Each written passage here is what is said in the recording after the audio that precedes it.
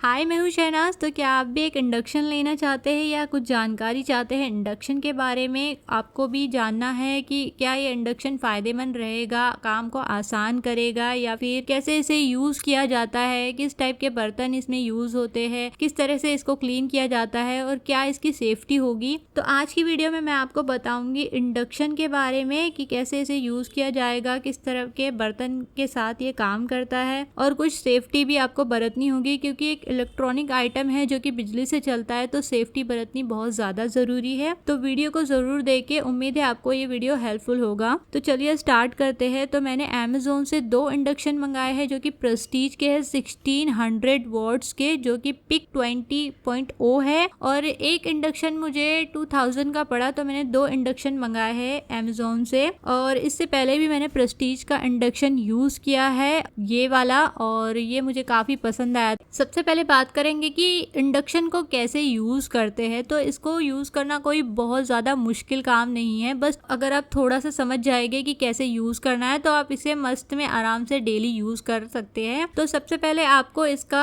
Plug लगाना है cord में, फिर बटन को आप जब ऑन करेंगे तो ये इंडक्शन में बीप करके आवाज़ आएगी। समझ लेना इंडक्शन चालू हो गया है, मतलब गर्म हो गया है ये नहीं, सिर्फ चालू हुआ है। तो जब तक आप यहाँ से ऑन नहीं करेंगे तब तक ये गर्म होना चालू नहीं होगा। आपको अंडे बॉईल करने हैं तो आपने पानी डालकर अंडे डालकर वो बर्तन रख दिया। उसके बाद आप जैसे ही इसे ऑन करेंगे तो ये प्रेशर कुकर सेट रहेगा ऑटोमेटिक और ये गर्म होना चालू हो जाएगा। आपको लगेगा कि ये ज्यादा टेम्परेचर है, हाई टेम्परेचर है, तो आप यहाँ से इसको कम भी कर सकते हैं और यहाँ से आप इसको वापस बढ़ा भी सकते हैं। अगर आपको समझ में नहीं आ रहा है कि इतने सारे स्विचेस है, क्या से कितना टेम्परेचर जा सकता है, तो आप पहले एक स्टील का बर्तन ले, इसमें पानी डालें और फिर अलग अलग बटन्स को दबाकर टेस्ट कर सकते हैं। आप देख सकते हैं थोड़ा देर ठहर के कि किस तरीके से किस बटन से कितना टेम्परेचर सेट हो रहा है। आप टाइमर भी सेट कर सकते हैं। मान लीजिए आपने कोई कड़ी आपको बॉईल करना है 10 मिनट तक का या 20 मिनट तक का, तो आपने वार्म टेम्परेचर पे रख लिया या फिर टाइमर लगा दिया स्लो में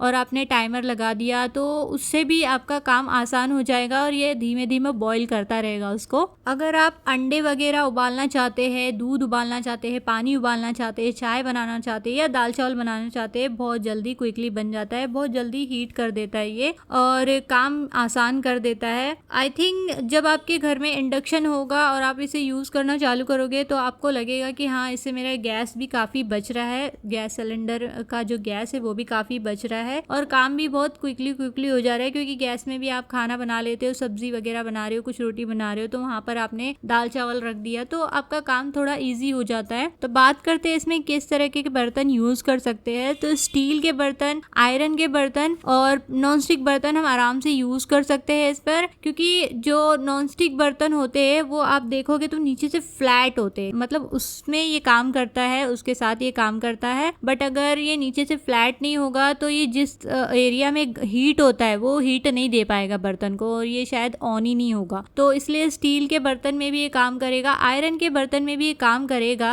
वो ज्यादा भी उठे नहीं होते बट आयरन के बर्तन में भी हीट पकड़ता है। बट एल्यूमिनियम हो गया, कॉपर हो गया, इन टाइप के बर्तनों को ये बिल्कुल भी हीट नहीं देता, उसमें काम नहीं करता है। और सब्जी वगैरह अगर आपको बनाना है तो अभी तो स्टील के पैन भी आते हैं, स्टील की कढ़ाई भी आती है, स्टेनलेस स्टील के बहुत सारे बर्तन आ गए हैं। तो आप स्टेनलेस स्टील के अगर बर्तनों पे स्विच करते तो आपके हेल्थ के लिए भी काफी अच्छा होता है। जिन बर्तनों के साथ ये काम नहीं करेगा, अगर वो बर्तन आप उसके ऊपर रखते हैं तो ये पीप पीप करके ये बजता रहेगा, इसका मतलब कि वो बर्तन को हीट नहीं दे रहा है, उस बर्तन के साथ ये ऑन नहीं हो रहा है। तो आप समझ जाना कि ये बर्तन इसके साथ काम नहीं करेगा ये इंडक्शन। तो जिन बर्तनों के साथ ये काम करेगा वो रखते ही ये हीट देना चालू कर देगा। अगर आप ऑन करोगे तो देखोगे कि बर्तन को गर्म कर रहा है। स्टील का बर्तन आप रखते हो तो ये गर्म करना चालू कर देगा, मतलब स्टील जैसे बर्तनों के साथ ये काम कर रहा है। जो नीचे से फ्लैट होते हैं उनके साथ ये बहुत अच्छे से काम करता है। कोई कोई बर्तन मतलब बहुत ज्यादा गोल होते हैं तो उनके साथ ये काम नहीं कर पाता है, क्योंकि जिन एरिया में ये गर्म होता है उस पूरे एरिया को वो बर्तन कवर करना चाहिए, तब जाके वो हीट होगा। कुकिंग की बात करूँ तो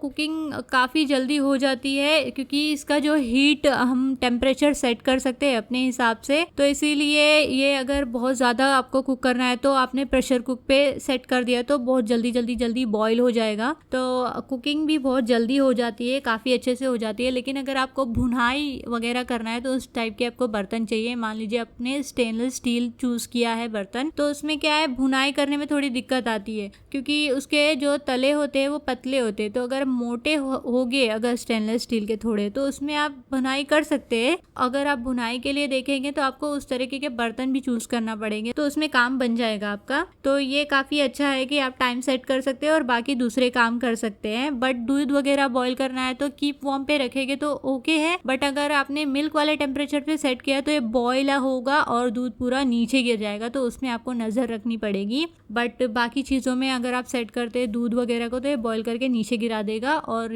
मतलब लिक्विड अगर अंदर चला गया इस इंडक्शन के तो इंडक्शन पूरी तरह से ख़राब हो सकता है। अगर एक बूंद भी इंडक्शन के अंदर लिक्विड गया, जैसे पानी चला गया, तो ख़राब हो सकता है। इसलिए पानी वगैरह नहीं जाने देना है इसके अंदर। और अगर आपने एक बार कुकिंग ख़त्म कर दी तो इसको बंद, आप पहले यहाँ से नीचे से बटन दबा के स्विच ऑफ करें, फिर उसके बाद आप उसके बटन ऊपर से बटन को, बोर्ड के बटन को बंद करें, फिर उसके बाद कॉर्ड निकाल दे। और जब ये ठंडा हो जाएगा उसके बाद अब इसको सूखे कपड़े से या फिर हल्का सा स्प्रे किया हुआ कपड़ा उससे पोंछ के नीचे से ऊपर से, और उसके बाद जहाँ रखना है आपको वहाँ रख सकते हैं। बट कोशिश करें कि आप इसे गैस स्टोव के पास इस्तेमाल ना करें, और बहुत ज़्यादा हीट है अगर कमरे में, मान लीजिए 10 चूल्हे जल रहे हैं और उसमें आप इंडक्शन भी जला रहे हैं, तो वैसी जगहों पर इंडक्शन ना चलाए तो बहुत अच्छा होगा। अब बात करती हूँ कि आपको इसके सेफ्टी के लिए क्या करना चाहिए, मतलब इसको संभालने के लिए क्या करना चाहिए जिससे आपके लिए काफ़ी हेल्पफुल रहेगा इंडक्शन को यूज़ करना। सबसे पहली बात, जब आप लगाते हैं कॉर्ड में इसका प्लग,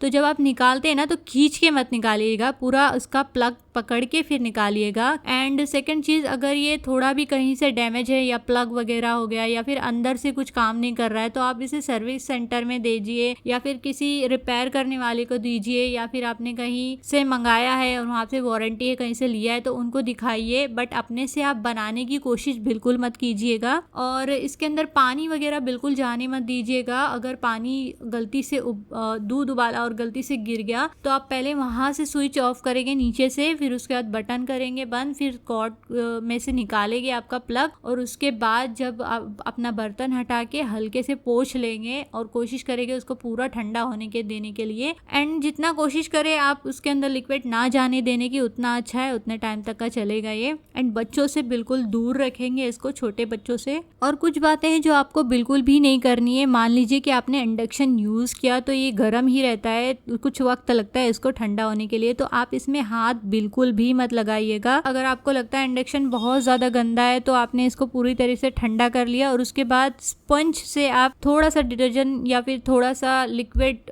जो सोप होता है उसको स्पंज में लेकर थोड़ा सा आपने ऊपर से, पानी बिल्कुल भी मत जाने देना है, स्पंज से आपने क्लीन करना है और कपड़े से पोंछ लेना है, और पूरी तरीके से कपड़े से इसको सूखा पोंछ लेना है। एंड आप जब इसे कहीं पर रख के यूज करना चाहते हैं तो इसे फ्लैट जगह पर रखिए। मान लीजिए कि आपने किसी टेबल पे रखा और वहाँ पे कपड़ा बिछा हुआ है, तो बिल्कुल भी ऐसा नहीं होना चाहिए कि वहाँ पे आप यूज कर रहे, उसके नीचे ना कपड़ा होना चाहिए ना पेपर होना चाहिए, कुछ भी नहीं होना चाहिए, क्योंकि नीचे का जो फैन है जो इसको ठंडा रखने के लिए जो ऑन हो जाता है, जो वेंटिलेशन के लिए ऑन हो जाता है, अगर उसमें कुछ चला गया तो फिर प्रॉब्लम हो जाएगी बहुत ज्यादा। अगर कपड़ा फंस गया या पेपर चला गया है कुछ भी, तो या फिर उसकी वजह से उसको वेंटिलेशन नहीं मिल रहा है, वो फैन के ऊपर कवर हो गया और वेंटिलेशन नहीं मिल रहा है, तो बहुत ज्यादा प्रॉब्लम हो जाएगी। तो आप जब इसे यूज करने वाले होगे तो बिल्कुल भी फ्लैट जगह पे यूज करिएगा, और कपड़ा, पेपर इस तरह की या कोई धागा, थ्रेड उसके नीचे रख के नहीं। तो इन बातों का ध्यान जरूर रखिएगा आप। अगर आप बहुत बड़ा बर्तन रख दिया है तो नीचे का ही ये जो जितना इसका लेवल है उतने को ये बर्तन को हीट देगा और उसके ऊपर को ये हीट नहीं देगा। एंड